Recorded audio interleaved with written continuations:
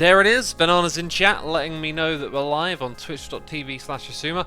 The question is, can you actually see me? You've got 2 Minecrafts running, it might have picked up the wrong one. Food's in me offhand. And there's no totem there, let's go grab a totem. That was something that I needed to do. You'll see the menu, of course you do. Why would it work properly? Why would it pick up the Minecraft that I'm actually playing? Oh, no. Oh, no. When they made the program, they were like, okay, if Asuma's streaming, and he's using the other Minecraft, record the wrong one! Should see the right one now, okay? Got a noise in the ear. We got several, actually. Quite a few, wow. Owen Underwood, 123 for 6 months. Shanin Kenny for 5 months. Koala Remixed with the Prime. Endercraft 7393 for 4 months. Balthazar for 11 months. The Kirakoma with the Prime. Leo Ido for 2 months. And Official Jaden with cheers and bits. So no message with that one, so thank you for your support. It's appreciated. And now everyone's telling me that the right thing is on the screen. Well, that is just wonderful to hear. Peeps, I'm for the most part in a good mood. I've just had my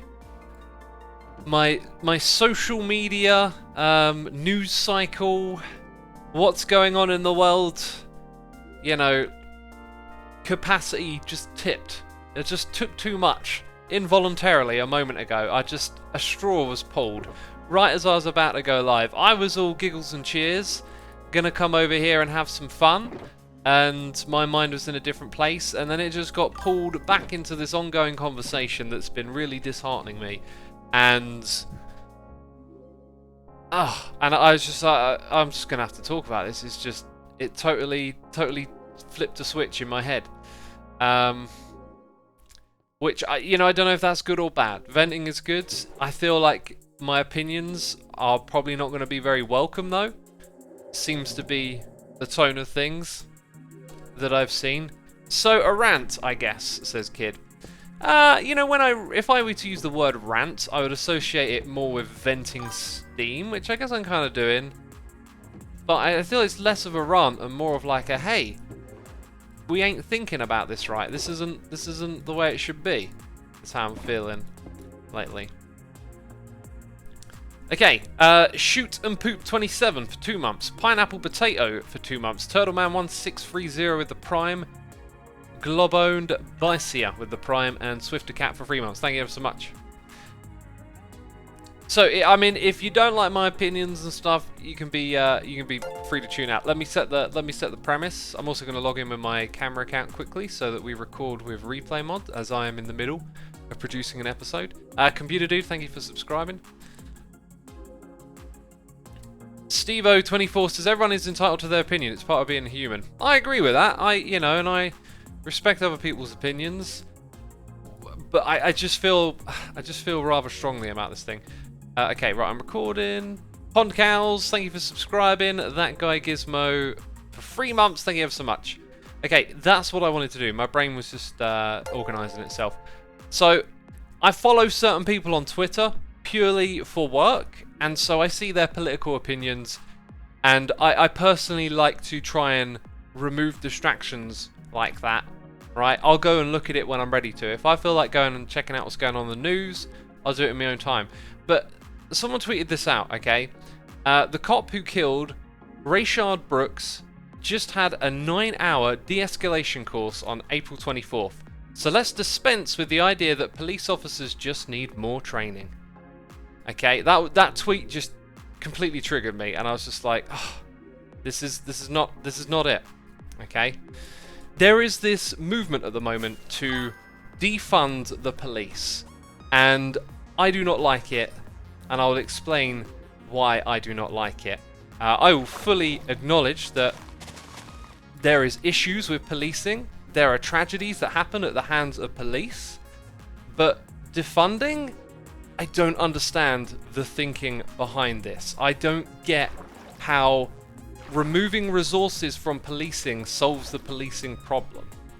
Okay, so this person, let me pull up the tweet again because I don't want to sort of misremember what they said. Let's dispense with the idea that police officers just need more training, okay? Let's not dispense with that idea, because imagine a police officer with 0 training compared to the amount of training they have today, okay? Who wants police officers with 0 training, okay? If this person committed something, they did something awful after receiving some form of training, that could mean that they needed more, or that the training wasn't good enough. I believe that there are problems, systemic problems, racist problems, that play out in power systems, or structures, whatever you want to call it, like policing. But policing is also something necessary that we need in society. And so the answer is not to abolish it, it is to improve it, and to continuously try and improve it until we don't think it's a problem, which is probably going to be some utopian thing in the future we'll never reach. But the point is, we got to improve it.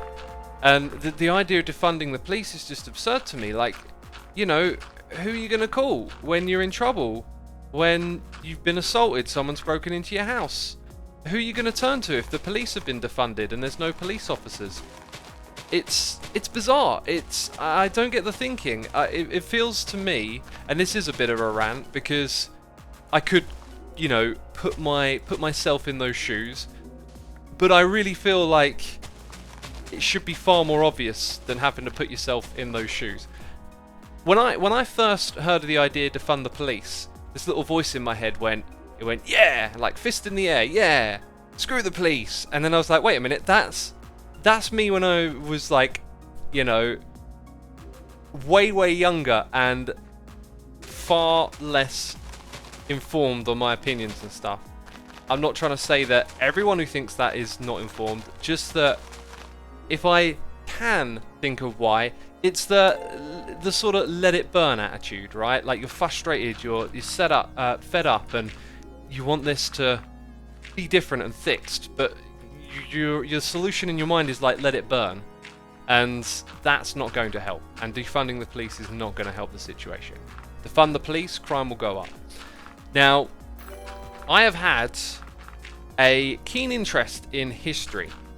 One of the things I've been keenly interested when it comes to history is racism itself.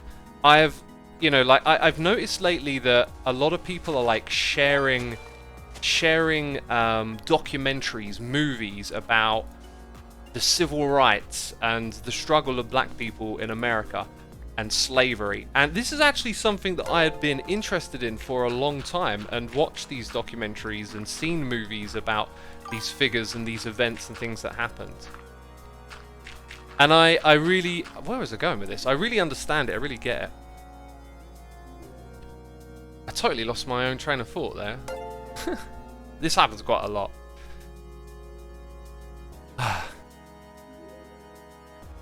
I've had a history, that's where I was coming from, history, right? I've had a keen interest in history, and I've learned a lot about slavery, and it's always been something I've felt very strongly and compassionately about, that what has happened in the past, especially in America, colonialism, slavery, is just abhorrent. And through being keenly interested on American history and history in general, I've always just been fascinated as to how life was different many years ago. And after a while, you kind of build up an impression. You start to notice things. I keep noticing things like, hey, 120 years ago, a lot of people suffered from diseases and things that we don't suffer from anymore. And you just pick it up over the ages. Each decade that goes by just seems to have more and more progress in it. The reduction of suffering, the reduction of poverty. Progress has been made, but making progress is not to say that everything is alright and that there aren't problems. But I just feel like a lot of the movement at the moment seems to have this backwards way of moving, as if we haven't made progress, as if acting we got to burn it all down. And maybe I'm just seeing the worst come out, because that's a phenomenon, right? That you see the most negative thing, but that in a way is what's happening right now. We are all magnetized to the most negative actions that police are committing. Any police officer now who steps over some perceived line, even slightly puts a toe over it, can become news, because this is where so many people's attentions are right now. Someone in chat is saying I should have read up more on defunding the police. That's fair to say. I've just got on the impression that it's a general move to reduce the amount of money put into policing, which I would stand against, right?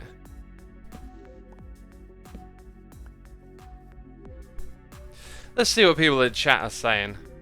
I mean, this is it. This is, like I say it over and over again. You need to get different perspectives on things, right? And maybe I've been a little bit cooped up and not paying too much attention, I keep seeing the worst of things come over the horizon, right?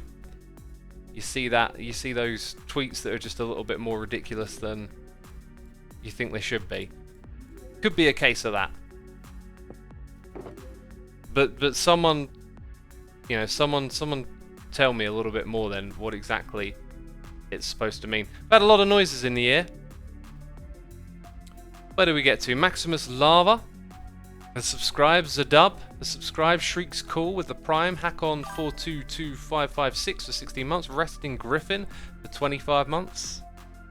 Lilcart98 with the Prime. Atanon 456 for 2 months. Big Man Geek with the Prime, Gamma Magpie with the Prime, Walter Milk with the Prime, and Crazy24 Cat Lady subscribing. And, you know, chat is going so fast right now, and I see Bigman's Geek has put it into cheers and bits for me, so thank you for doing that. We got Nurizy for 3 months. Ichikas 8 for 2 months.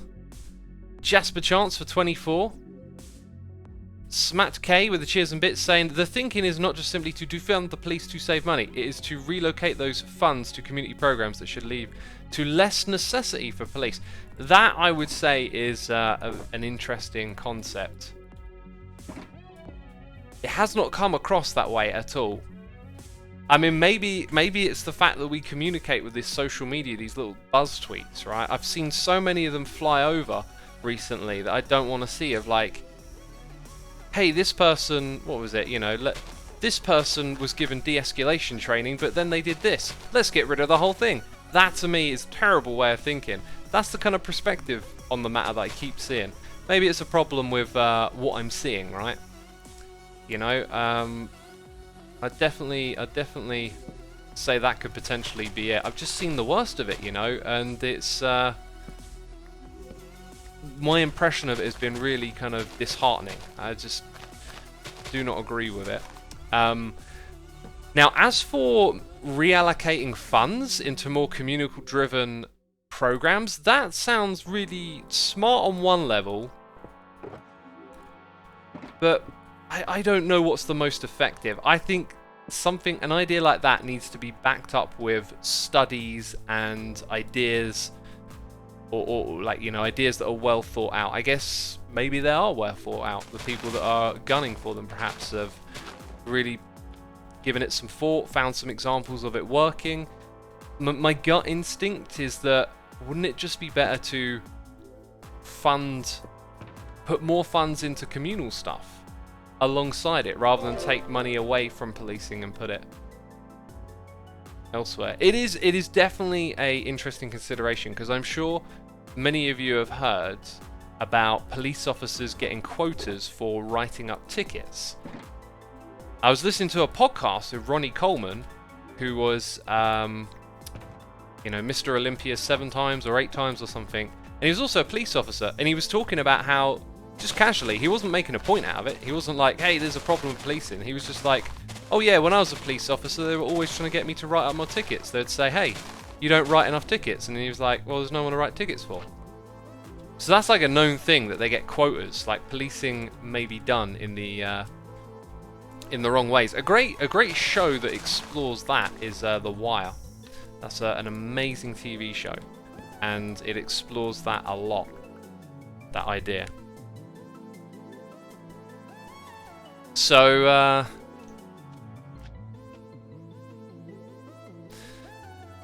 Okay.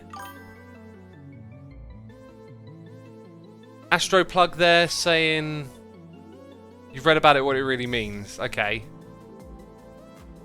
I need a pause button on chat. Have you read Factfulness yet, X? Oh, I read Factfulness years ago. In fact, there's a video coming out on Asuma Says at some point. There's a book recommendation for that. I'm going to drink a little bit of tea. I mean, I said there'd be some real talk. It's me venting. I need to take a breather, I feel like. And I'm behind on my noises in the ear.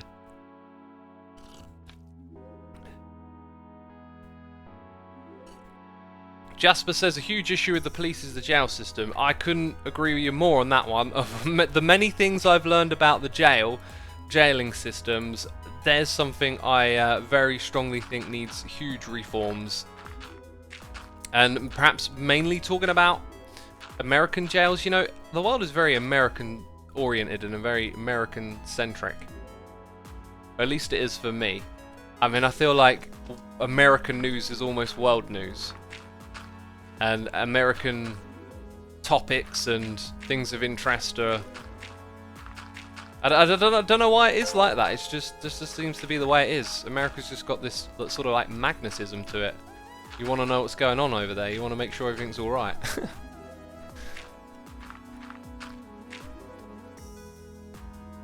America's the biggest English-speaking country. Yeah, and you know, one of the wealthiest and culturally most influential. It's yeah.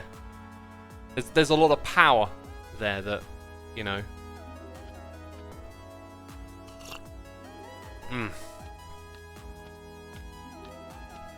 I don't know. I'm being very uncoordinated here. I'm supposed to be like time-lapsing, and so I need to focus on one job at a time. But my brain is just going all over the place.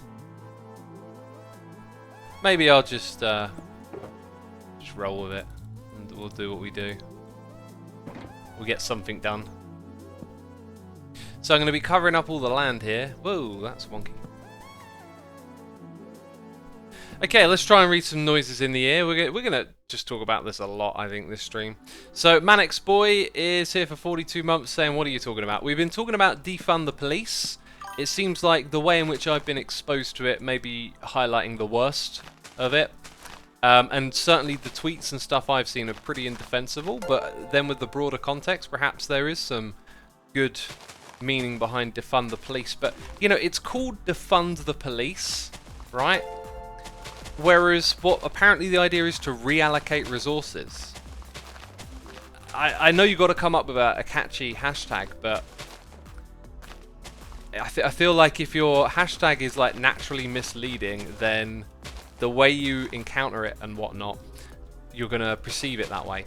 And here's the thing, right? Like, when I talk about stuff, I always like to really like flesh out my thoughts and opinions with, you know, strong feelings, weak feelings, biases, things that could be wrong about, perspectives, because all of that's out there.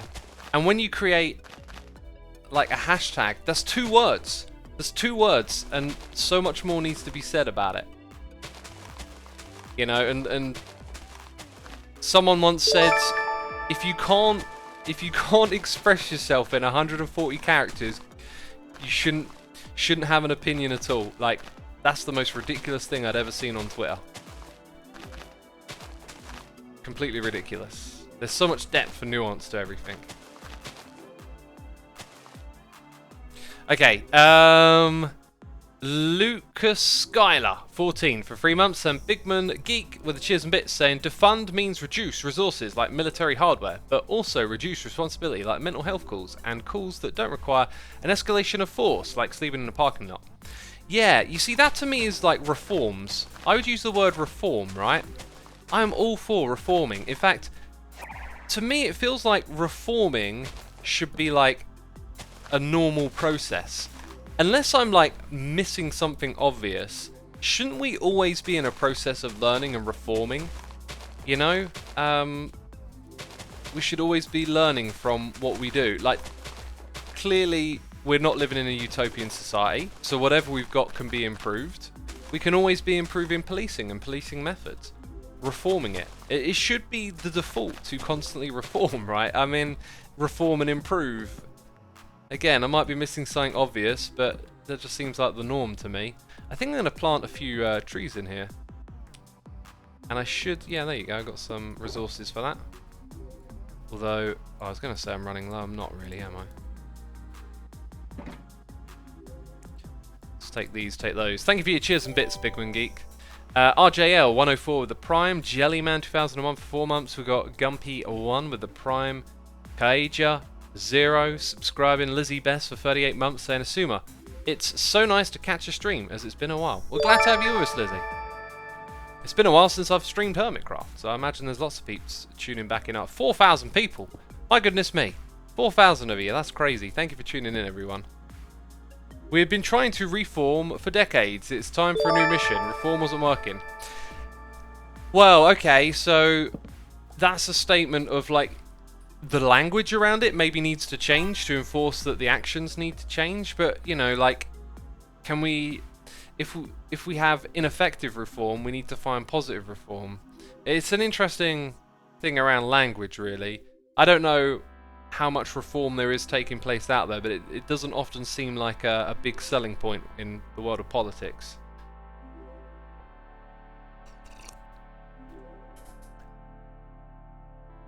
Maybe we should be putting money into educating people and reforming the prison system instead of building more prisons. Yeah, couldn't agree with that more. The prison system's crazy to me. More education seems like a smart idea. There's just so much data out there on how being educated and whatnot can reduce your chances of ending up in jail or something. I think the problem is there's a mindset of, you know, good and bad people, and less about how environments shape people, you know? And I really do believe environments shape people. The person I am today has been shaped by all of you and all of your love and support you've sent me over the years. That's helped me get to a far better place than I was once in. And that's a case of, you know, my environment affecting me. And as Lady Lockhart says, nature versus nurture. It's both. There's genetics. There is evidence of genetics playing a role in our behaviour. But it's definitely both. And I think if we looked at people more as victims of circumstance, we would see that changing the circumstances could lead to solutions to their behaviour. Maybe not all the time, maybe not 100%, but that's what I'd want to see more. I think that's generally the direction we're heading in. It's just a slow and difficult road. A9 to us says people are 50% genetics and 50% environment. I wouldn't draw such a you know, a line like that. When I say it's both, it's different every time. It could be that you could have stronger genetics that influence your behavior than someone else's genetics that influence their behavior. I can't remember the exacts that I've heard about it, but I do know that there is research out there on how your genetics affects your behavior.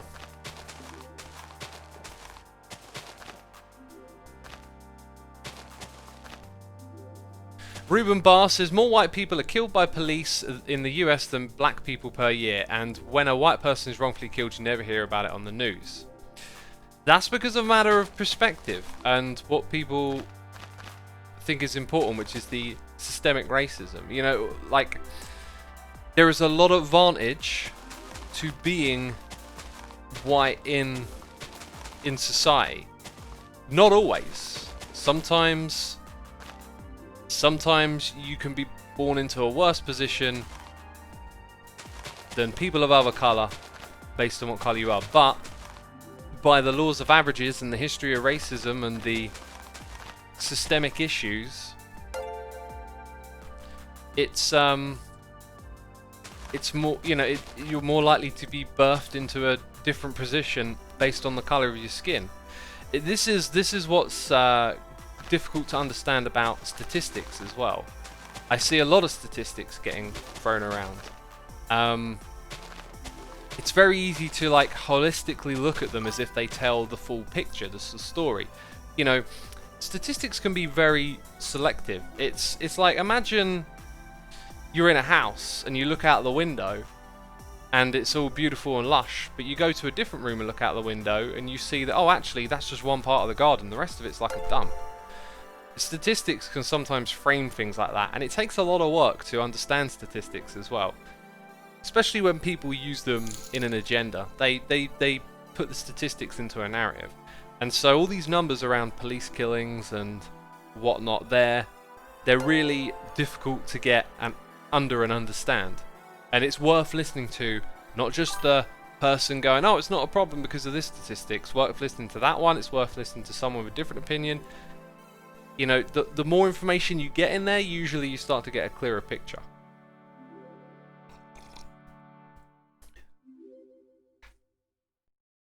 "80% of statistics are made up 50% of the time," says Buster Atlas. That's a great one right there.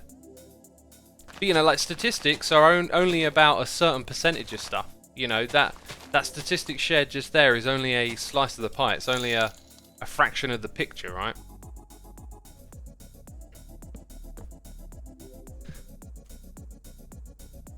Okay, we've got to catch up with these noises in the air. By the way, I'm sweating like crazy. It's just disgusting. I'm so having a shower.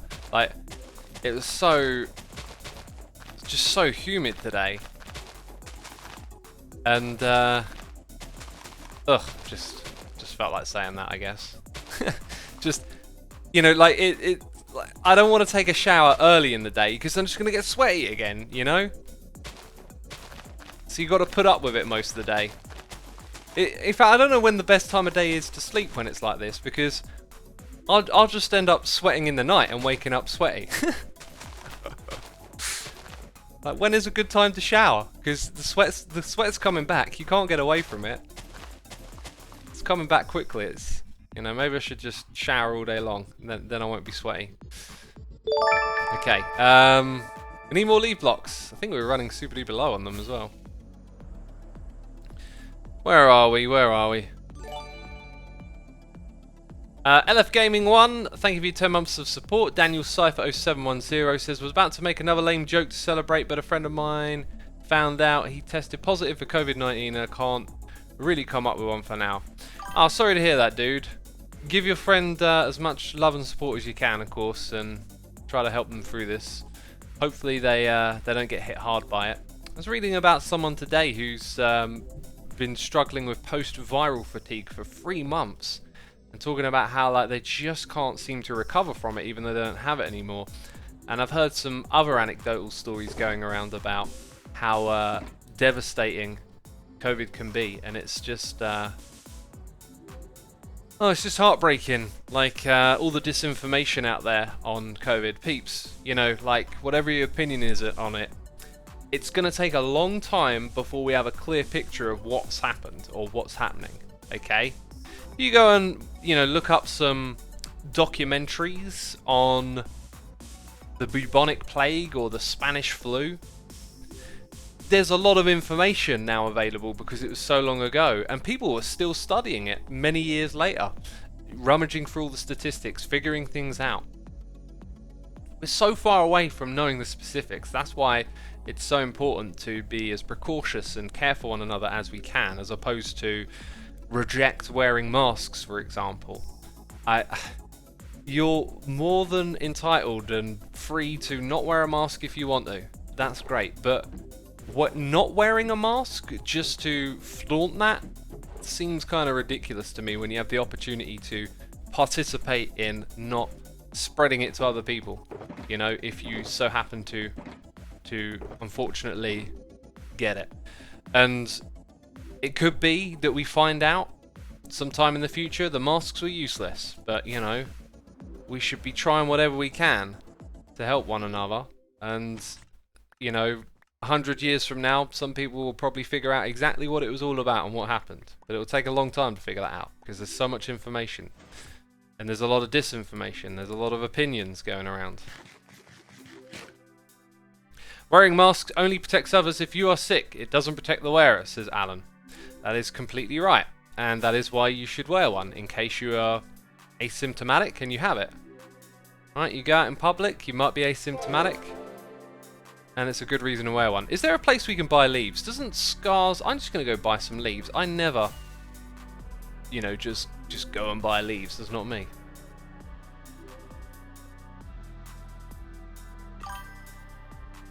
Let's go buy some leaves. Okay. Big Papa House is here with Cheers and Bits saying, X, the idea is not to abolish the police force, but rather the idea that lots of jobs have been put onto police officers. They are expected to be protectors, crime fighters, counsellors, negotiators, social workers. The idea is to put those jobs in the hands of those properly trained to do so. This would accompany a decrease in police funding, but an increase in social agencies too, and such. Yeah, and the way you worded it there, brilliant. I think that sounds great. And I think you highlighted some of the things that police officers have to do. There's a lot of hatred going around to police, and you know there's no shortage of corrupt police officers. There's also an extraordinary amount of police officers that are not corrupt and, you know, not doing these abhorrent things, and their jobs are stressful and difficult, and it's just... Oh, right. You can put an ad there if we want. It's just... I don't know, the whole nature of the conversation around it can be pretty disheartening. There's problems there, but we need to talk about them accurately, in my opinion. Where is the leaves, Scar? Where are the leaves? They still work for a corrupt system, says Unifa. If there is corruption within the system, the corruption is not totalic, is it? There's still an extraordinary amount of benefit and things that work that come from policing. I mean, in some neighbourhoods and environments, there are probably examples of which that may be disagreeable with the statement I just said. Okay, here we go. I can't believe I'd pay a diamond for for a stack of leaves, but you know, I just need to get this done, really. I mean, I'm not clearing out stuff elsewhere at the moment, so I guess I've got to do it this way.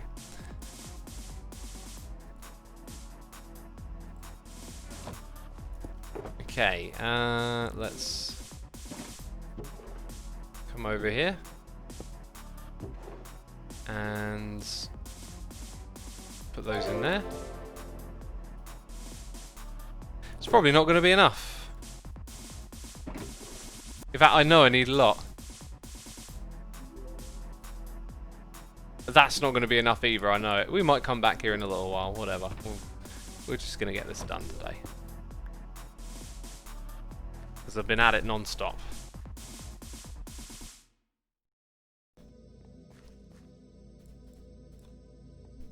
Okay,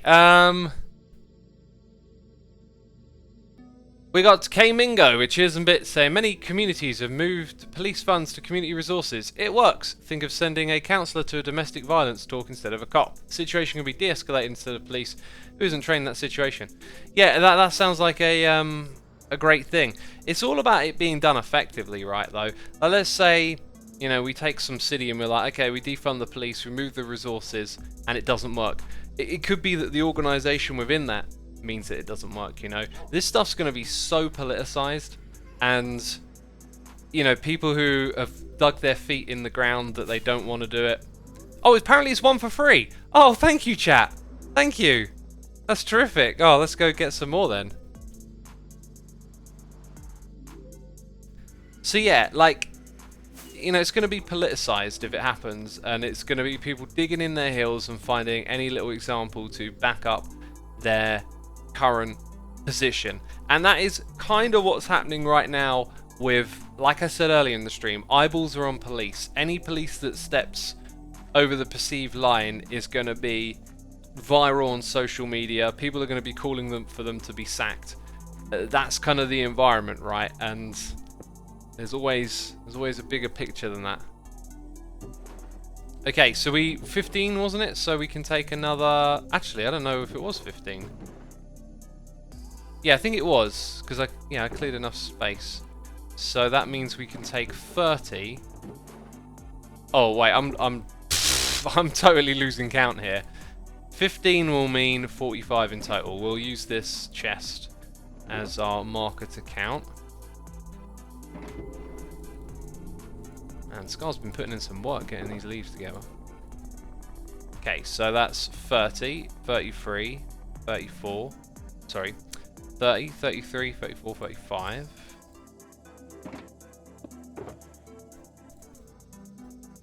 And now we need another 10 stacks. That's actually a really great price. Now I feel pretty like satisfied with our purchase here.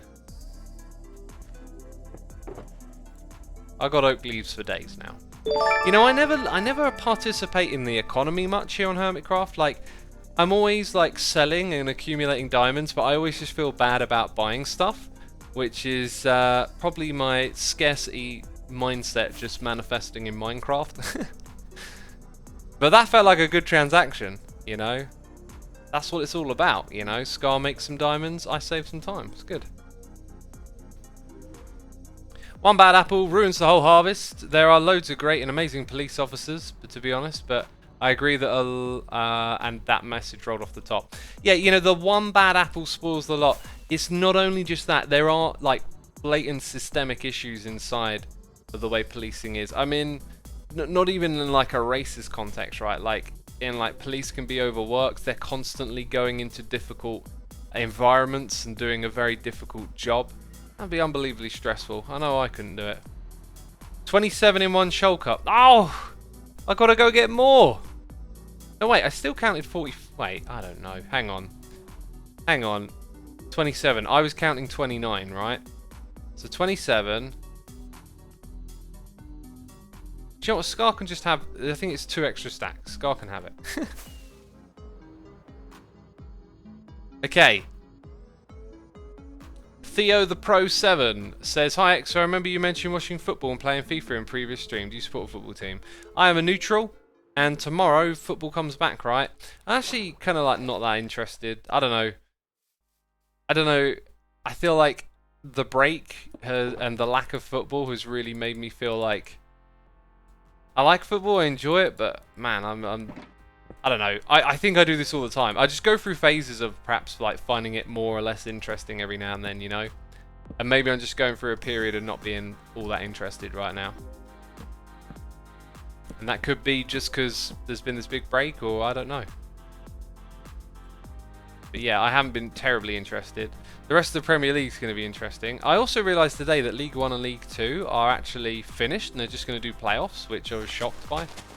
Don't know how I missed that news, but then again, like I said, haven't really been interested in it for a while. Okay, where are we up to? +1 for you. Cheers and bits saying, "Hey X, for me, to defund the police makes real sense. I get that the phrase can sound as alarming as get rid of police altogether, but it's not. I live in a relatively normal, not too dangerous area, yet this last year we have a closed park, 2 schools, and yet somehow managed to open 2 precincts. The police fund is absurd. So to defund the police means to slow their funds and reinvest it into the community."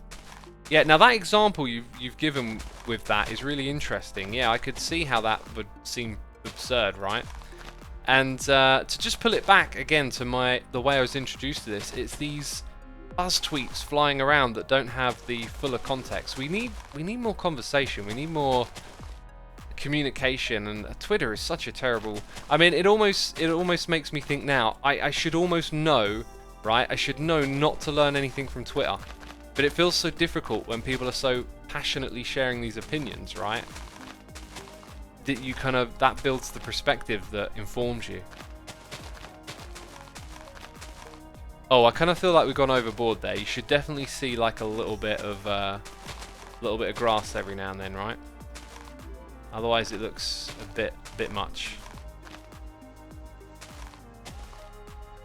Right, I think that will probably go well. Looks like I've got some filling in to do over here. Alright. Thank you for the cheers and bits. We got Magqualitio for 2 months. We got Jasper Likes Frogs for cheers and bits saying, "X, what I've seen in regards to defund the police is more split up the responsibilities given to police into subsections where people are specifically trained to deal with the different situations that you currently would call police for. Yeah, that sounds very reasonable. You know, I thought I was going to be ranting and raving this whole stream. It's nice to be educated and maybe not feel so alarmed now about the idea of defunding the police. Again, that word though, defund, it just doesn't sound right to say that to me, but that's the word it is, I guess. That's what it'll be. We got Ella K here with the Prime. Pergingo is resubscribing, probably butchered that name. Licky Sticky Icky is gifting a sub to Danya Kea MC. Thank you for supporting our community. I appreciate that. Luca Cola is here with the Prime. And Z Muffin is here with a donation saying, I think the biggest problem is what should be happening and what is happening is very different. Police officers should not be racist or kill people, but they are. It's an interesting statement. They shouldn't be racist or they shouldn't kill people, but they are. You know, ideally, no one should get killed by anyone in society, but police, you know, they can use force. And there are situations where force is necessary and the use of force will protect people from harm. And we often tend to just see the misuse of force when it goes wrong, right? We share those viral videos of the use of force going wrong, and that can skew our perspective. As for police officers being racist, like, you can never really know unless someone's going to come out and say it, or perhaps their actions are agreeably indicative by most people, right? That you're like, okay, you know, we told you not to take candy out of the jar, and every time we turn our back, you take candy out of the jar. You're a liar, okay? But you know, even with George Floyd, okay, there's no evidence that I'm aware of that police officer who put his shoulder on his neck is actually racist. We don't know his motivation to put his knee there was the colour of that person's skin, but it is systemic in which these events occur a frequency that is influenced by the colour of skin. The policing is different for people of colour of skin. So even that guy might not actually be a racist, and I think the way we use the language of racist needs to be examined as well. Like, sometimes maybe ask what exactly that means, because we all have bias in us. We are biased. What was it I was looking at? I was looking at unpopular opinion, and someone was talking about how basically everyone has some level of racism inside them, some form of bias towards people who have a skin color. And I thought that was a really good point to make, actually, because, you know, if you've heard me waffle on in these streams before, I read books about the shortcomings of the human mind and how there are these biases and ways of thinking and things that happen inside your mind that create reality for you and shape your perspectives. And, you know, we're flawed, we're inherently flawed, and so the idea that the way we perceive one another can be biased, I think just has to be true at some level. And that bias can be negative, it could also be positive, and I think if we just accept that and acknowledge it, we can work towards trying our best to not let the biases get in our way, right, and not get between one another. Okay, CMC Keone 729 here for 3 months saying, hello Asuma, I know there are important issues in the world at the moment right now, but I just wanted to let you know how grateful I am for you posting streams so much, and well, as well as the other hermits. Have a great rest of your day. Thank you so much for sharing that lovely message. Yeah, I mean, we live in this strange economy where our productivity, you know, kind of conveys like that, right? I love doing what I do, and I'm so happy that other people enjoy it as well. I'll continue to do this, you know. Thank you for the lovely message. We've got Monkey Mode, not 666. Monkey Mode is here with a donation saying, hey X, don't let this stuff get to you too much. I have personally decided to go on a social media break. No more Twitter, Reddit, only watching YouTube videos from my subscription inbox. Ignorance isn't always the best answer, but bliss is at last.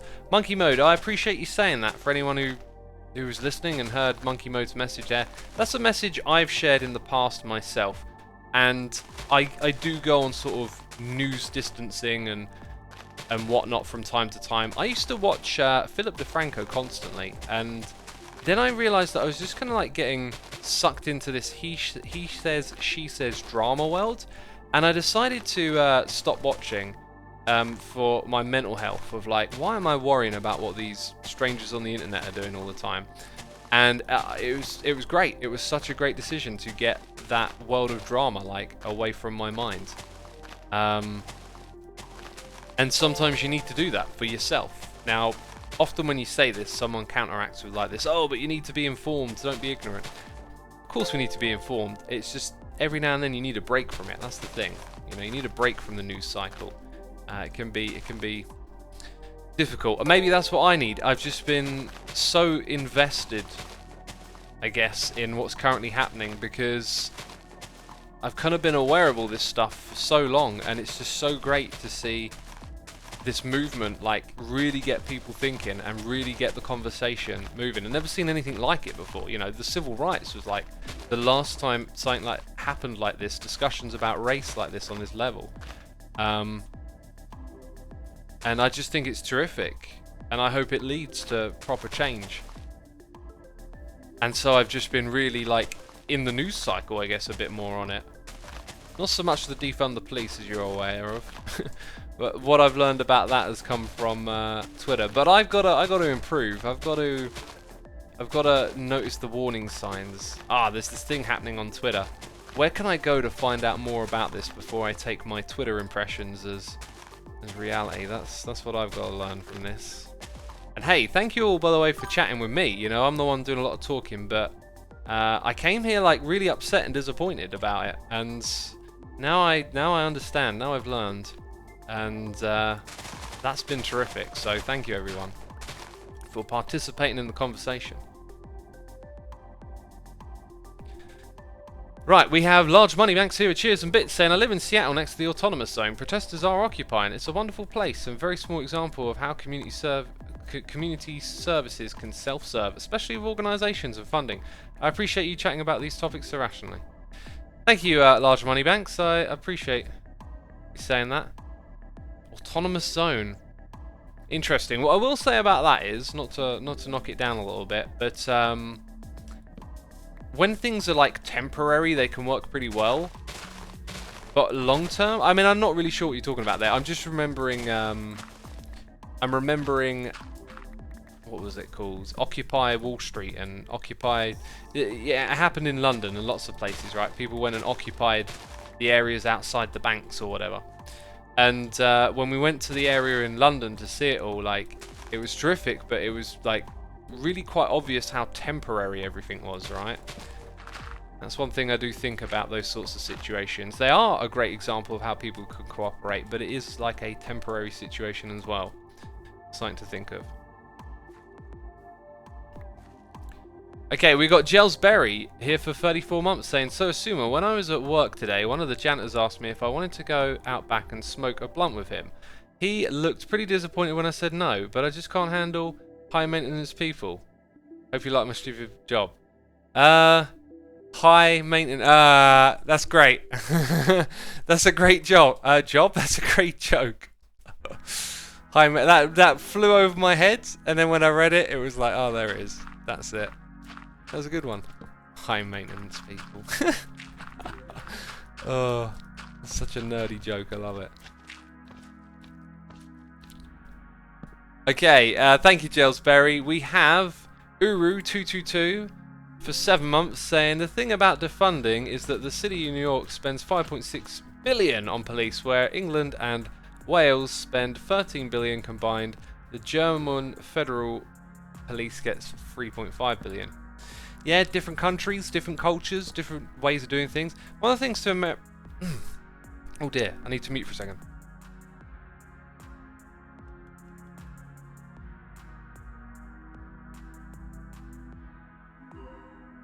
One of the things to remember about American policing and British policing is that in America you have guns and police officers have guns, and that makes situations very, very different, because not only does the police officer have a gun, that gun can be taken from that police officer and used against them. So it is the stakes are somewhat higher at a base level. I think there's more risk for armed police officers than unarmed police officers. But that's in a society where, you know, the people you're dealing with aren't unarmed as well. Like over here, never see guns. But in American society, I'm sure a lot of you have seen guns on a regular basis. Razux is here for 40 months. Offsora is here for 4. We got Armadale Flander with the Prime, a Zombie MC for 14 months. Point Morphone with the Prime, 00 HPY for 41 months, saying, the real talk in the title caught my attention. As the message field is too small for conveying my thoughts and for contributing to the discussion, I'll keep them to be kind to each other and Black Lives Matter. Absolutely, dude, yeah. Be kind to one another. Couldn't agree with that more. We need more civility. We just need more pleasantries towards one another. It could go such a long way. We also got Woberry here with Cheers and Bits saying, hey X, Onasuma says, when you were making bone blocks at the bone farm, you were placing bones into the crafting menu. You can shift click them in the crafting GUI. Oh dude, thanks for that. Yeah, you're totally right. And that's just one of those things that I forget over and over again. It's totally worth doing. Totally worth doing. Absolutely totally worth doing. I mean, I literally crafted a bunch just the other day and I was like, oh man, this reminds me of that stream where it took way too long, and I didn't shift click any of it because I'm a derp.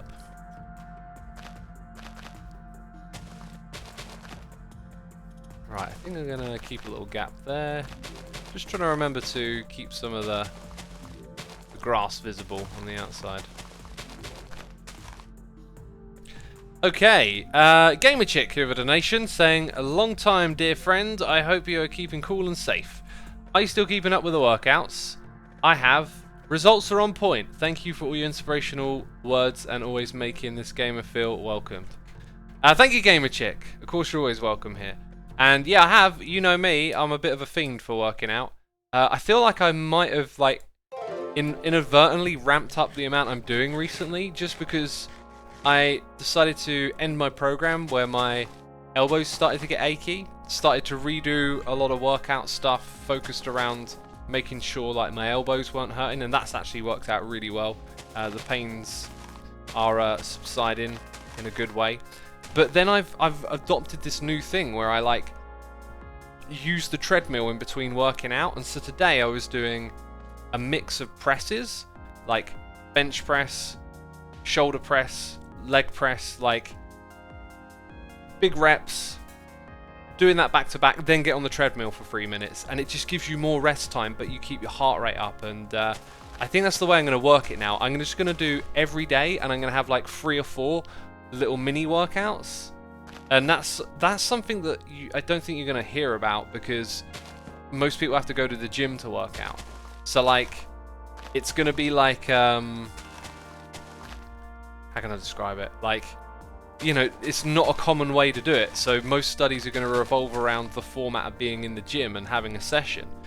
So it could be there are some good benefits to having lots of rest between everything that you do. So, and it really suits me because after I haven't moved around a lot, I just get cranky and I want to move about. So I'm doing that at the moment. I need to work it up into a program, and it feels really effective because I'm still cutting, and I feel like, yeah, everything's just moving along like normal, but I'm eating more food, so it's all going great, basically. And I love it. I look forward to it every day. It's pretty much my favourite part of the day. Not gonna lie.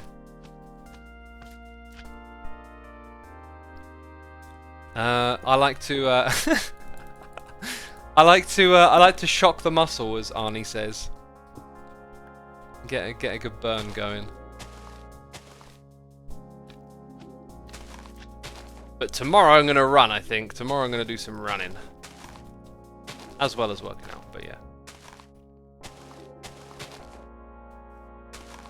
I wish I could work out more often and continuously, but my asthma is really making it hard to work out without rest. Well, dudes, you know, obviously be careful with the asthma, and I'm no person to advise you on the asthma specifically, but good rest in between what you're doing is not a bad thing. there are some theories on working out and developing muscle that having lots of rest in between is good for strength and longevity. So the guy, his name's Paval something, the guy was talking about like after you do something keep walking, but maybe try like having like a minute of just steady easy walking in between each thing you're doing, so you give yourself a bit of a rest but you keep your heart rate moving. I don't know. It may, you know, I really shouldn't actually be saying anything. I don't know anything about having asthma, so throwing out just some random ideas, probably not very smart actually. Not smart at all, now I think about it. What's with... No, what does that say? What's with Haroline Food? I think I might have got that. For 4 months, thank you ever so much. Fluff Tapes is gifted a sub to Gavagli. Thank you for gifting the sub. Official Jaden is here gifting the sub to Nerdfied101. Thank you for doing that. Appreciate it. We have Gobi1 Kenobi with the Prime. N8 Blueberry with the Prime. Twitch Cacti for 2 months saying, I think that we're being informed. We need to make sure that we are really looking at every source. A lot of major news sites either biased or don't entirely tell the truth. Absolutely. Yeah, selective information is such a common thing. You know, and that's also a human biases right there. You are more likely to like believe in information that confirms your already held belief than something that doesn't confirm it. You know, regardless of what the source is or what's behind it. It's a problem that we have built into us, and that problem is being hacked constantly by the political situation, the climate, the news media. There's a lot of problems, you know. A lot of those problems. Part of racism stems from an evolutionary fear of the people that don't look like they are part of your tribe. It's a subconscious trait that got passed along through the generations. I'm not saying it makes it okay. Sometimes it just gets encouraged through a cultural upbringing. Cosmic Samurai, you're totally right. I heard that explained in a video just the other day. Like, maybe we watched the same thing. Yeah, there's totally a thing. It's totally a thing, you know, tribalism. And having instincts like that built into us. Oh, I feel like I missed a trick here. I should have perhaps... Yeah, I should totally knock out bits of stone around the edges. Try and give this less flatness, I guess. Oh, and apparently there's a hole over here. Get filled in.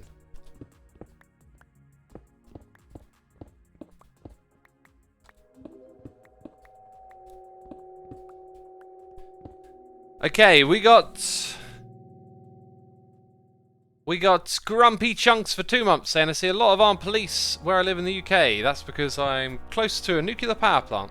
Yeah, there are armed police. I remember some of the people I went to school with came back from a trip and all they could talk about were the guns that the police officers had that they'd seen. They'd never seen guns before, and they were all just like totally shocked and kept going on about how like these police officers were like walking around with guns strapped to their chest.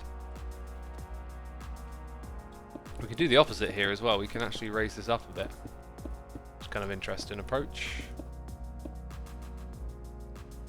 wouldn't you say? Okay, we've done a little bit of it there. We definitely need to go and redo it over here, I think.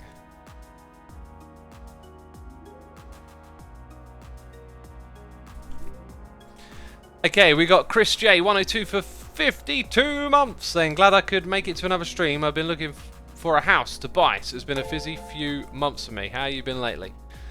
Good overall. Feeling constant moments of fatigue from the whole, you know, lockdown isolation stuff, but here I am. And thank you, by the way, peeps, for coming and hanging out with me on live streams. Live streams just always pick me up. Like, I've talked about this a little bit here and there. You know how I can get sometimes like frustrated. I want to do this stream and be productive and make all this amazing stuff, and I've totally gotten over that feeling now. I always feel like live streaming is this cool place to come and just, it's going to be great, and it always is. Right, over here there's some blatant work that needs doing, so we're going to have to fill in all this. How did my house renovations go? Ah, Crockett guy. You were hoping for a setup tour. I just feel like it would be so lackluster for me to do a setup tour. I don't like really have great equipment. You know, I've got like a GoPro camera or whatever, but I'm not really a camera person. So I just feel like it would be so like those videos I did, the house tours in the past. They're not great videos. They're just very like, here it is, you know, and I'm just not very inspired to do a video like that that's like, okay, here it is, because I'm just going to point the camera in the room. It's going to be like, look, posters, you know, things on the wall, computer, screens, there you go, there it is. That's where I work, that's what I do. That's all it's going to be. And that to me is kind of dull, but yeah, that's basically just why setup tour, that kind of thing just ain't going to happen.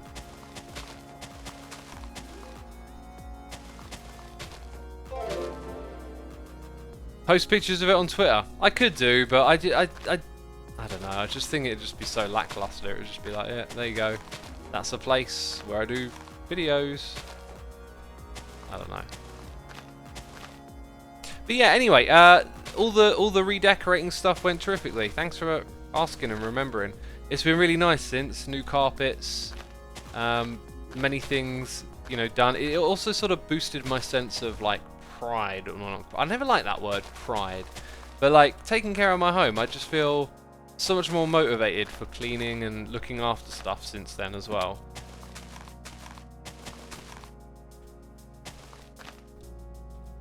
Okay, it's starting to get the effect now. There's more that's going to go into this, but it's starting to get the effect that I want, which is sweet.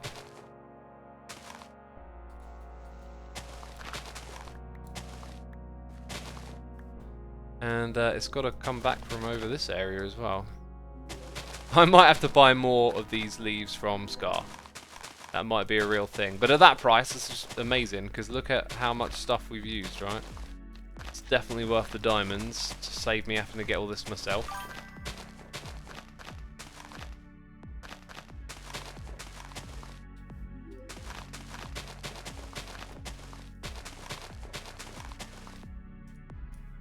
Okay, a few more blocks here and there. Where are we up to? Where are we up to? Okay, J Sumavoid is here with a donation saying, here's my donation to support you. I'm a huge fan of you and I kind of adopted myself into a Sumavoid. That's cool, dude. I hope you don't mind. I don't mind at all. And I'm really glad to be a part of the LPMT community as well. Oh, awesome, dude. As you can see over there, some of the Season 2, LPM2 is what it's called now. Some of the Season 2 stuff is ramping up. Organising builds and getting all the plans together and stuff. It's going to be cool to see how that plays out.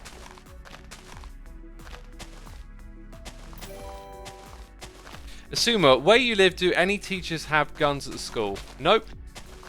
And I feel like guns in schools is just like a sickness. It's like a madness. And I know there are arguments to justify them being there, but I've never heard those arguments articulated well enough where I feel like I could even see eye to eye with it. Guns and children, just please, no. Yeah, it's something's horribly wrong if you've got to put guns in classrooms. You're not getting at the core of the problem, right? Guns in school, why? Says Best Chad. I mean, I don't know where in America, but in parts of America, you know, you have armed teachers because of the problem with shooters, and it feels bizarre. The whole thing feels kind of crazy. Okay, I think we're gonna do a little job around here where we make a little cave, you know.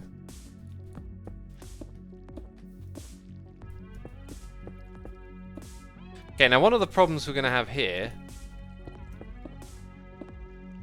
maybe not that high, is that we're going to come right up against some more permanent infrastructure, and I need to find a way to make that work. So we probably won't go any further across than where we are right now.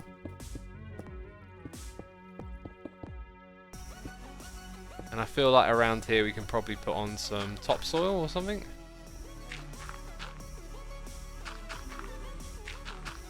There you go, that's the way you take care of it.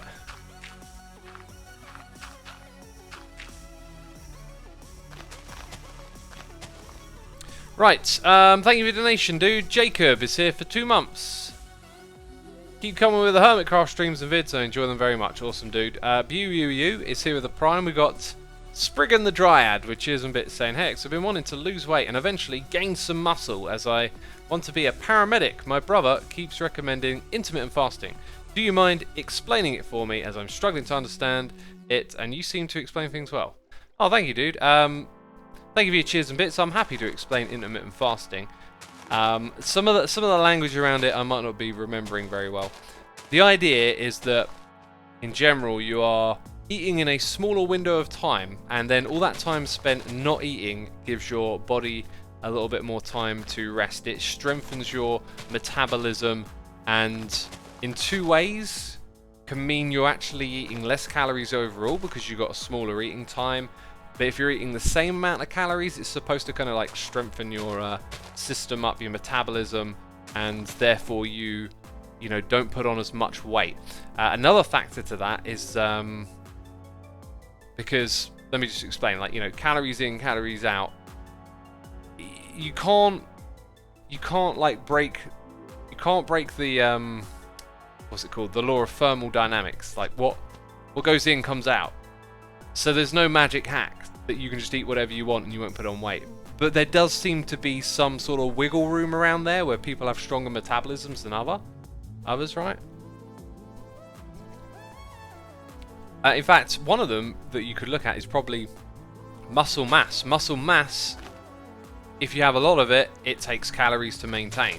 So therefore you can eat more. But that's part of the equation. Anyway, the other point I was going to make was that with fasting, you'll also be moving your body into fat burning more often, right? When all those carbohydrates are not in your system, your body will resort to its body fat to create energy. They call this being fat adapted. You get fat adapted. And where I've done fasting, you can kind of feel it. Like I'm actually like eating a lot of carbs, and the way I'm eating at the moment, I don't really go into that fat burn zone in quite the same way anymore, but I used to really feel it a lot when I was doing some proper fasting and like running in the morning. Your energy just feels different, and that's the fat burn zone, I used to think. Maybe a bit anecdotal, but that's what it felt like to me. Hey X, I like most workouts, but there are a few which I have trouble motivating myself for. Got any advice on how to motivate, fix this problem? Smokes here. You should know what I'm going to say by now. I'm assuming you've been here before. I always say it, discipline. It's not about being motivated, it's about doing it regardless. Have the bigger picture in mind. I have to go through some workouts where I just feel a bit knackered and not really like doing it, but if you persist and stick with your goal, I tend to find that those are fewer and far between. But ultimately, it's not about motivation. It's not about feeling like, hey, I really want to do this today. It's more like, this is my goal, this is my objective, I'm doing it regardless. And that doesn't then mean, oh, you enjoy it and everything's fine. It just means you do the hard work. It's like discomfort. You know, exercise has got a lot of discomfort. You got to get acquainted with being discomforted and realizing that it's not the worst thing ever. And so doing something with knowing that it's better in mind and putting up with that discomfort and that dissatisfaction, that's a strength right there. Because then you can do more things that in the immediate are dissatisfactory or not particularly great, but in the long run, it's going to pay off.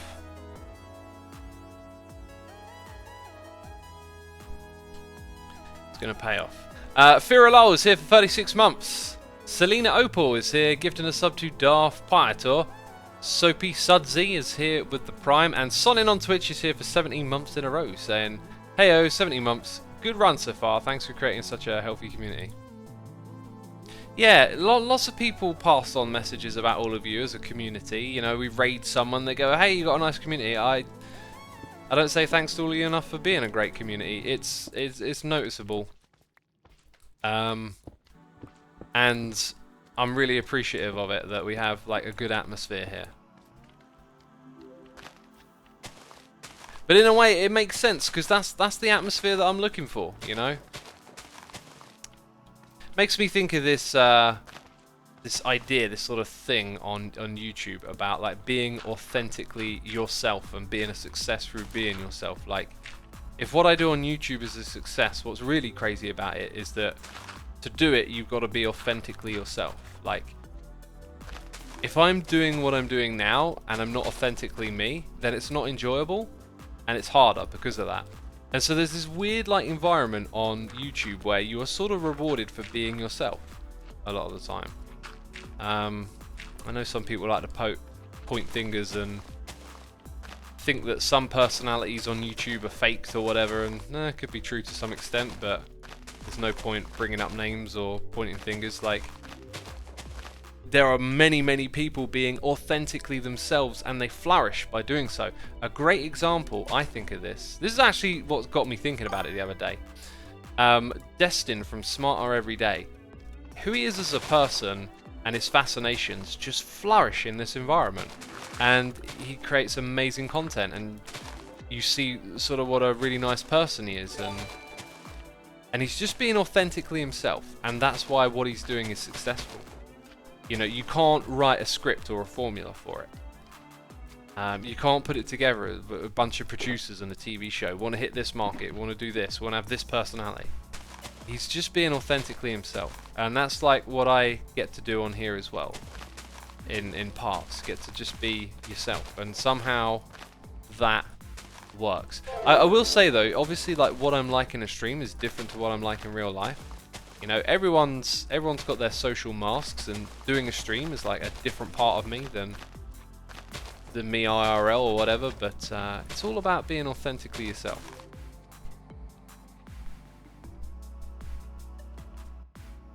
Hey X, have you heard of a book called Spark? It's a textbook about psychology of exercise. I think you would like the read. I probably would. If ever you want me to check something out, give me a tweet and I'll see it, and then I'll check it out and maybe add it to like a list of something I'm going to read or not. I have been listening to a book about Operation Paperclip, which is some heavy topic right there, but deeply fascinated by it. This woman goes through a detailed history of how Operation Paperclip unfolded, and it is just bizarre and fascinating. I've been listening to that lately, and I really love getting stuck into a good book, and I haven't done that for a while. The last couple of ones I've like gone through have just been kind of tricky here and there, like, you know, slow or not getting fully into it. But this one, I can't put it down. Do you think you ever leave Hermitcraft as the real gamer, bro? I don't know. Like, where will the end of Hermitcraft be? It's such a weird environment and dynamic. Like, getting to be in a group, bunch of awesome people. Becomes your job basically to play on here, right? It's good for everyone. But like, I just don't know. Like, there's nothing that I can see that would pull me away from this. It's just so much fun and so great, and it's just weird that it's gone on for so long. And I no idea what's next or what would ever take me away from this. It's certainly not impossible, right? Like, opportunities come and go, and you move on in life from one thing to the next, but it's just non-stop Hermitcraft for years. Oh. Yes, if people stop watching, says Laird. Yeah, so if people stop watching, I mean, let's frame that a bit better. Like, a certain amount of people stop watching. Like, there's a threshold, right, where your livelihood then changes. Oh, this doesn't work anymore.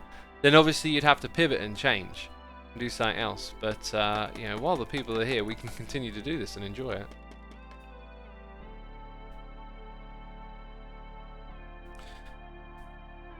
Bella, with your gym anxiety, I would not be too sure what to advise, because from the message you've sent me, there are many ways in which I could interpret what you're saying. But I would perhaps look for ways to exercise that don't involve going to a gym. You can go and run outside, and you know, go to places that are quieter, which might work well for you. You know, maybe if that's alright and you can do it on your own, out and about, you get used to it, maybe you feel more confident with going to a gym. There's maybe more I could say on it, but you know, I'm not sure exactly what it is you're suffering from. Like anxiety can sometimes be physical and sometimes it can be mental. But yeah, I would just suggest go somewhere where you can just exercise on your own, and then you don't have to worry about other people or anything like that. Running is much more difficult in terms of the amount of pain you go through compared to the gym, says Normal Eats Coffee. Well, pain is a bit of a strong word. There's discomfort with running, right? If you warm up and stretch properly, you know, you're not going to get pain from running. You just have to go through the physical task of doing the running, which can be quite extraneous. But there are certainly less taxing activities to do than going straight into running. Running's kind of like where I started with cycling, and then running came after because I knew I needed to do more. Are we being raided? We don't have a noise in there for the raid. By the way, DJ Karate here with the cheers and the bits saying what's poppin'. Not much, I'm in a good mood. We had a great discussion earlier in the stream and got to a good place, I feel like. Sonzi Chiant is here resubscribing for 3 months saying this is my favourite YouTube community. Thank you, X, and everyone for being wonderful. It's my favourite YouTube community too. Thank you for your subscription. Spidey Wren's here for 38 months. Love that name. Spidey Wren. Spidey Wren does whatever a Spidey Wren does. Okay. I still don't know what a Spidey Wren does. We also got Talon here with many ends for 2 months saying got me a secret lab chair because of all the downtime I'm spending in a chair. Cool. I'm sitting in a chair right now. I spent all day again, just like yesterday, standing. I'm getting into it now. I'm like, this standing business is great. I'm going to gonna get some wood to modify my desk so that it's gonna be at the correct height because I'm quite tall, and even though I've got like a 6-foot desk, I still need a few extra inches, and I can definitely like see where it will improve posture a little bit. So yeah, I'm looking forward to like getting some slabs of wood stuck under this desk so it can go a little bit higher.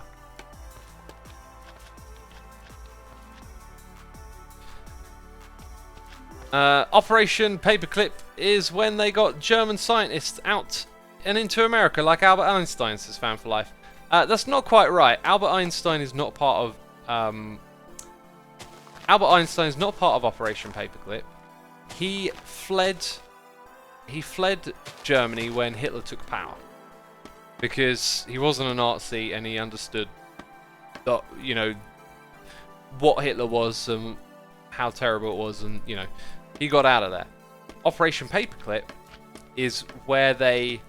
Okay, so after the war has ended, well, you know, you see, the war doesn't end. There's so much more that happens after it, right? You don't just close the book. So, as Germany is defeated, there are many scientists and doctors and physicians that are now trying to cover their tracks and hide all the ghastly things that they did. And in that book, I wasn't aware, you know, we've all heard of like Joseph Mengele and some of the things he did, but like it sounds like, according to this book, it goes really deep. That like average normal doctors and whatnot were able to be swayed into using humans as their guinea pigs, and like the whole, they just managed to make monsters out of normal people. The whole Nazi ideology, it's scary. It just makes me think like we're probably all more capable of doing bad things to one another than we'd like to believe.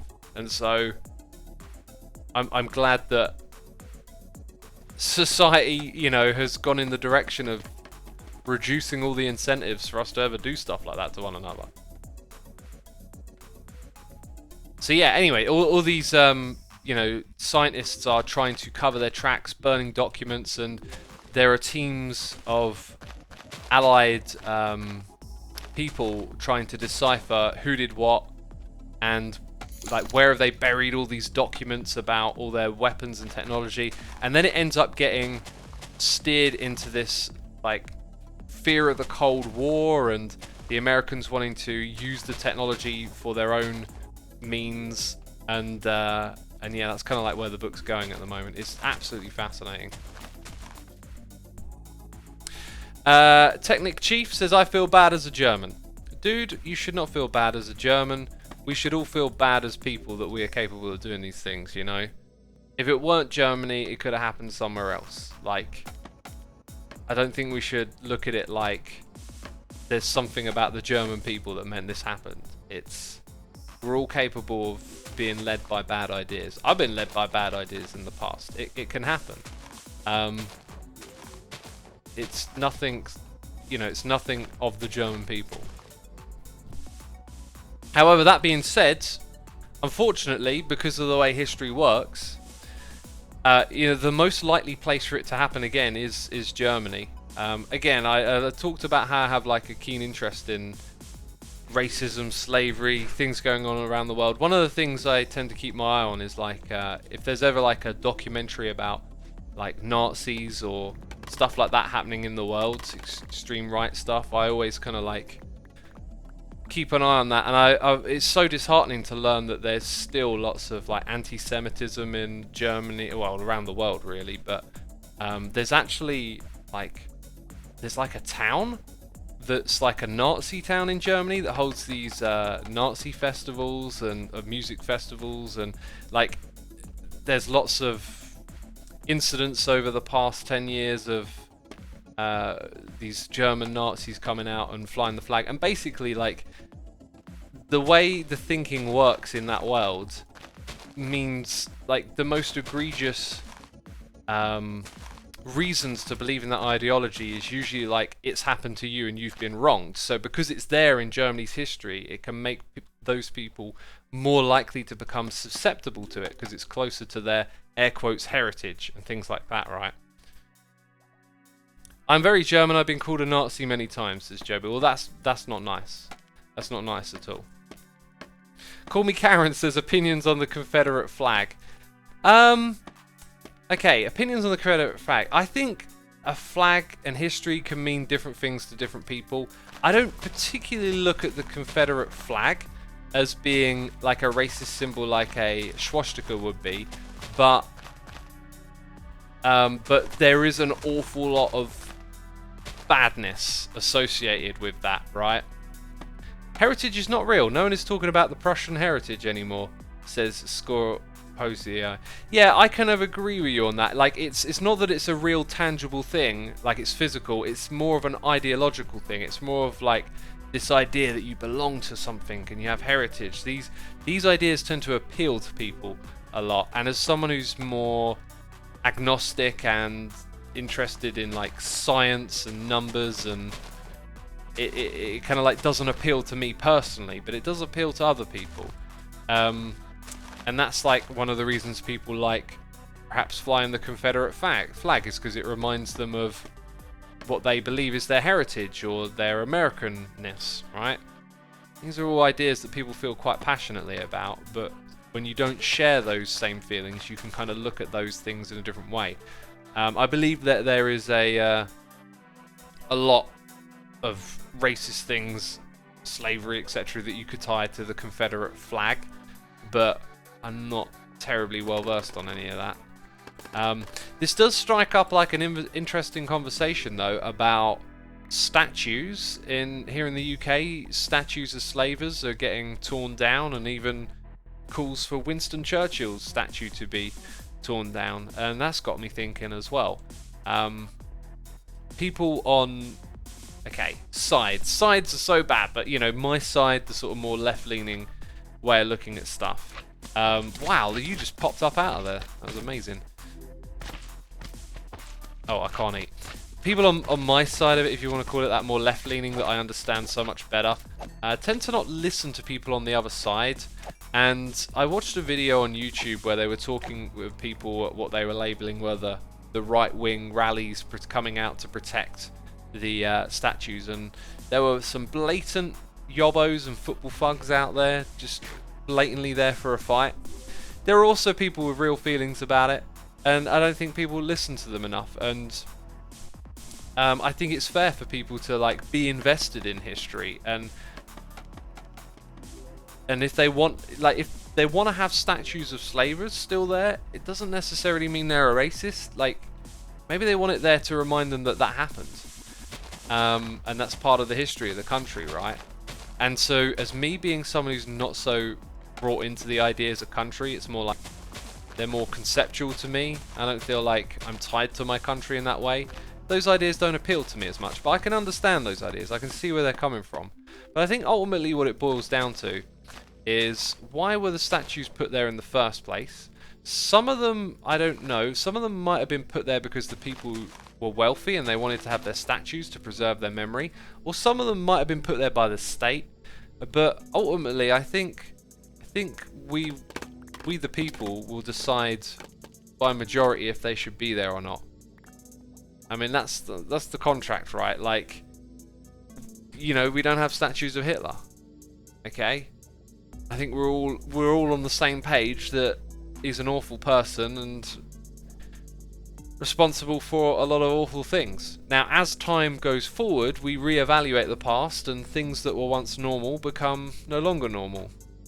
And so those people will be looked at differently.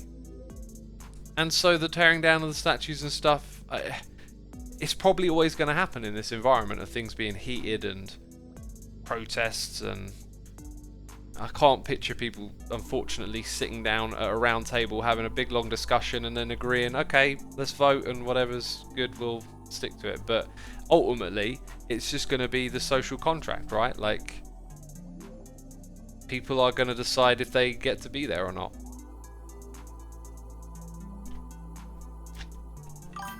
Dutch Brick Deduction says you can't change history. Also, the people who were slave drivers were doing, and that went off the top of the screen. That's actually kind of like what I'm thinking, though, is that we say you can't change history, but what is history? Okay, history, they say, is written by the victors. Okay, the people who win the war tell you the story. Well, that's not entirely true. History is written by whoever wrote it, and it's their perspective, it's their outlook. So, you know, history is flawed. Hopefully it tries not to be. Hopefully it tries to be like science and in pursuit of the purest understanding or perspective, right? Or the most information we can give you about what happened. But it's still got to be written by someone, and people are fallible. We know this. We know people are fallible. So thinking of history as less of a tangible thing, what was a slave owner, you know, 100 years ago in history, might have been a big, bold, proud figure in society who did all this and did all that, you know, and then all these years later we look back at it and go, now we have a different idea about who that person is and what they represented. And we can understand that, yeah, it was of the time and things were different. They might have been an outstanding, noble, good person, but now we look back at the things that they did and, oh no, actually, no, we've moved on from that. That's not how we do things anymore, you know? Churchill should not be getting torn down. Full stop. He memorialised for stopping Nazis, nothing else. Or we should destroy images of Mandela. He was once a violent criminal, says vice versa. You know, what I would encourage you to do, obviously clearly having a strong opinion about that, which I don't really agree or disagree with, but like, always try and think of it from a different perspective. There are people that consider Churchill a warmonger, and having learned a ton about the build up to World War II and Churchill through World War I, and you know, he was clearly a war person. He was clearly a person who enjoyed war. I think he was involved in some colonial wars, and for that, a lot of his actions you can look at and see him as a warmonger. I think I can understand why people see him that way. But he did call out Hitler, and he was right about Hitler. He called him out for a long time before, but before you know, Germany had really done well. I mean, they were kind of pretty rotten, the Nazis, from the beginning, weren't they? But before, on the international, you know, level, before Hitler had invaded anyone, I guess he was doing some pretty abhorrent things in his country. But you know, basically, Churchill was saying don't trust Hitler for a long time, and Neville Chamberlain you know, basically thought he could trust Hitler and thought he had Hitler's assurances, which, you know, he got backstabbed on. What am I trying to say here? What were we saying? So you can just look at it from different ways. Like, Stowe says the fact that Winston Churchill was voted as the greatest British person to ever list is a disgrace and extremely ignorant, in my opinion. Well, you know, the greatest British person to ever list. Well, what is British? How do you define greatest? Yeah, this is why I don't have like such strong dig your heels in kind of opinions and stuff, because I can see how you can look at it from so many different ways, right? But you can push back on Churchill a little bit. I personally would lean more on the side of I can't really see why we would want to remove his statue. Like, maybe I need to hear more reasons for why, but I can, you know, I've heard some of the arguments against him before. And Spartan says Hitler was relatively popular internationally prior to the war. I got the impression that before the war he was pretty darn divisive. Like, you'd be split on him. You'd either be like a fanatic following, or you'd be dead against. But that's just based on some of the stuff I've learned. Noises in the ear, I said out loud. Cheesy Katie's here for 17 months. I'm having a wonderful evening now. Thank you, Cheesy Katie. Yeah, I'm enjoying the stream. STD Hungboy is here with, jeez, that's a username. With a donation saying, funny you talk about gym. I was watching the stream whilst doing chest tries right now. Had to buy an adjustable bench seat at home, but man, does it make a difference on what I could do. Yeah, getting an adjustable bench is awesome. Just, it, you know, with equipment, it's just like you can buy some small little things and make a world of difference. Getting some resistance bands are great. You can do so much with those. Thank you for the donation, by the way. Miss Mortem is here for 2 months saying, long time viewer, glad to help support you. Keep up the great builds. We got Pucky Silver here for 2 months saying, I love your videos and your streams and all the topics you cover. Keep it up. Thank you. Kibble13JSJ is here with the Prime, and Frozen Ketchup is here for 5 months. Thank you so much. Appreciate it. We're caught up on the noises in the air. People labelling Churchill as a Nazi sympathiser are beyond idiotic, seeing he is majority part of stopping Hitler. Yeah, I think what people like to do is they like to grab at like some little strain of truth and then exaggerate it into the opposite. I've seen people say all sorts of statements that might be similar to something like that. Like, you can't call Churchill pro-Nazi. It's just I think the idea is probably a case of maybe some of the things in his time that he would do and say compared to today might lean more towards the right than you would like, and then that causes people to like be ridiculous and push it all the way over there. It's just silliness. Right, well, the next thing for me to do is to start working on, I feel like maybe I should put in a few more lead blocks over this side. Yeah, probably start working on getting some white concrete together. Oh, actually, I've got a job we could do. Yeah, that'll do, I think. Yeah, we're done with this. I've been hopping around like a buffoon. In fact, what we'll do is we'll go tidy up our shulker boxes. And we'll have, I'm going to log out of my other account now. That replay I will use later on. Whoopsie doopsie, minimize that. It's saving the replay file. It's taking its time because it's hours long. Oh, I can actually see just like one little patch. Oh, where did it go? Where did it go? One little patch over here with a torch. Just needs clearing up. Don't really want torches out here in the jungle.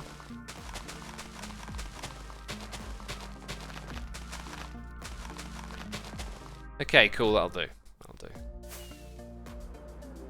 Oh man, that's looking sweet. The whole area is being cleaned up. Freedom of speech means it's not okay to punch a Nazi, says 32play. Yeah, I couldn't agree with you more. That hashtag punch a Nazi, and you got to talk to people, okay? Like, if you got an opinion and something you feel strongly about, getting punched doesn't make you feel, you know, oh, thanks for punching me in the face. Now I get it. You've got to talk to people.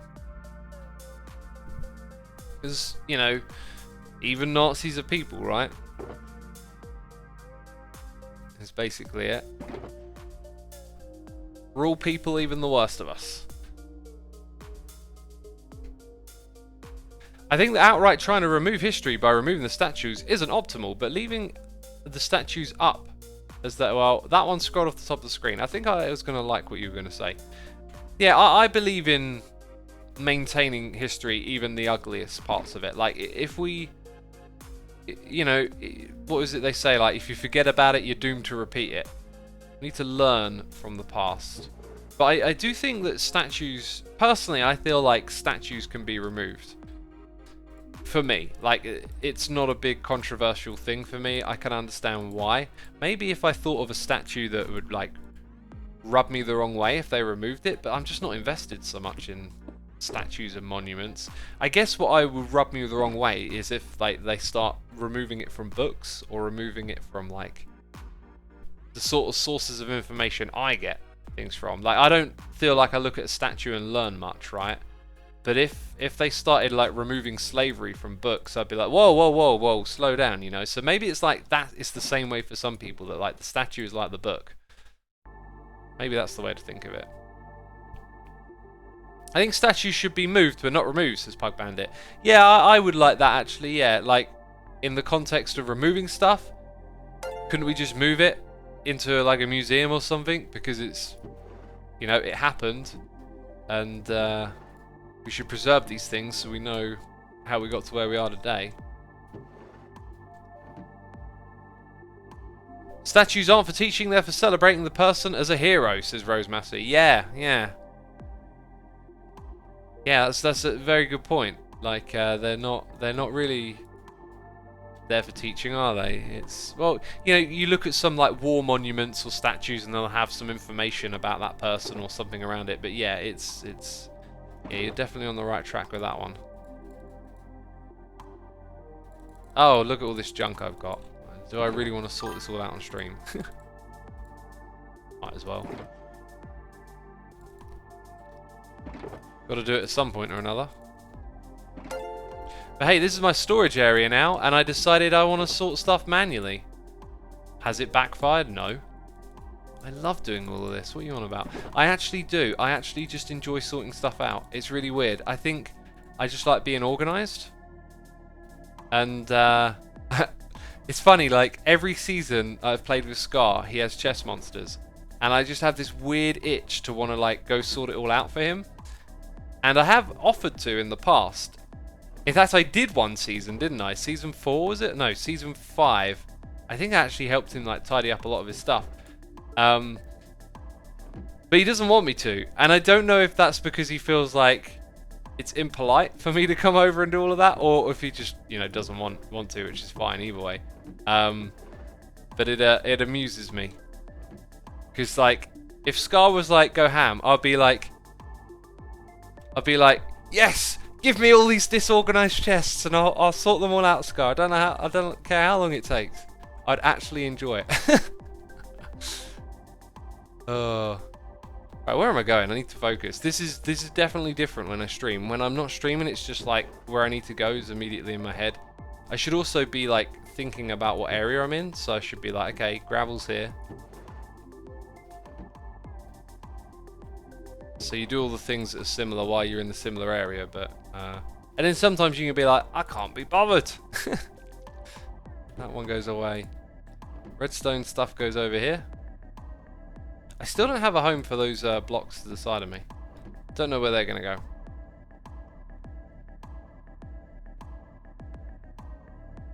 go. Tar Macabre says, Toan had an interesting solution to deal with all the statues of Chai Kao Chek around the country. They just carted them to his gravesite.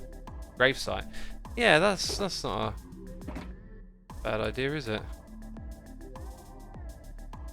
We can't judge famous historical figures like Churchill just because they, like everyone else, made mistakes. Perhaps we should try and make historical figures into epitomes of virtue because we connect with them and see them as representatives of ourselves. In the end, we must all look upon them as people and judge them by all actions, good and bad. Yeah, I don't think quite in those terms, but yeah. Okay, let's keep putting some stuff away here.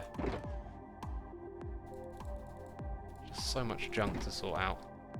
What do we got? Seeds? Seeds and sticks. Sticks is over here. I mean, literally one.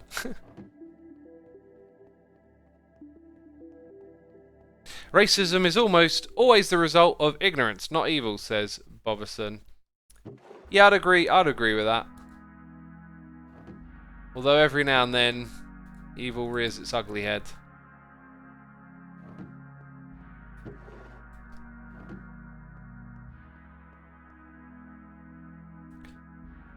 At the University of Alabama, there is a lot of controversy over a plaque in the center of the campus that honors students who fought for the Confederacy. Very divisive. Yeah, I can imagine that being divisive. It's weird, really. I don't know, like, it's kind of hard to imagine.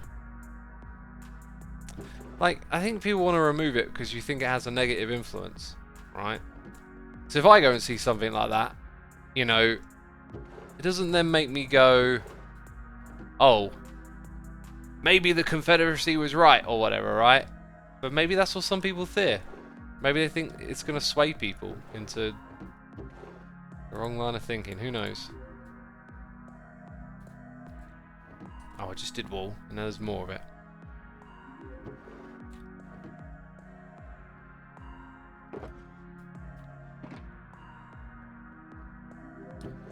Okay, where did the beacon go? Didn't I have a beacon? Did I leave it in the chest? I did.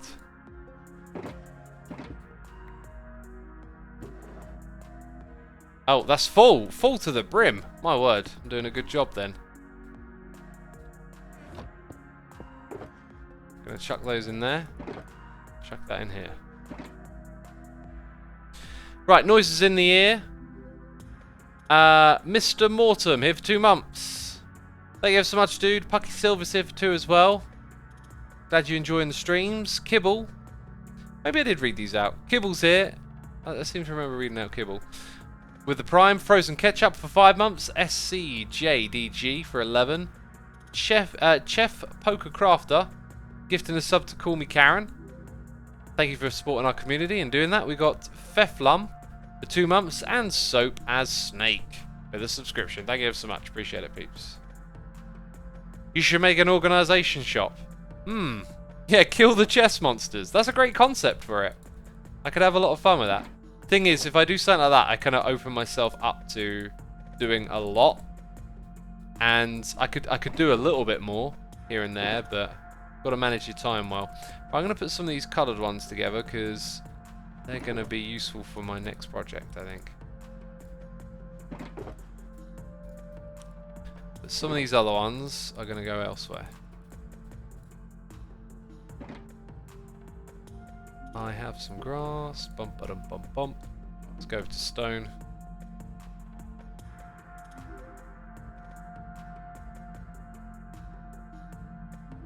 Churchill was considered an unusually racist, even his time, as in other races would regularly tell him to ring his neck in, says Swirly Thing. I do not recall. I've got no like impression of him as a racist in my mind, and I've been watching this historical series on World War II. In fact, I've watched so many things about World War II, and I don't think I've ever heard anyone say he was a racist. Like, so for you to say that he, like, rarely do you hear of like the racist that's too racist for the others. I mean, that just sounds a bit over the top. That sounds a bit hyperbole. Yeah, that just sounds completely false to me, and I can't think of a time in all these documentaries I've like watched and learned from that someone's like pointed it out. And I feel like I would have heard that from these historians. They would have brought that up. They then Some of the ones I watched. Oh, Churchill technically betrayed Poland. Okay, well, so the politics of what countries were saying to other ones, who they'd defend, and all of that. Yep, in war there was a lot of that. There was a lot of promises not kept. That's definitely a thing.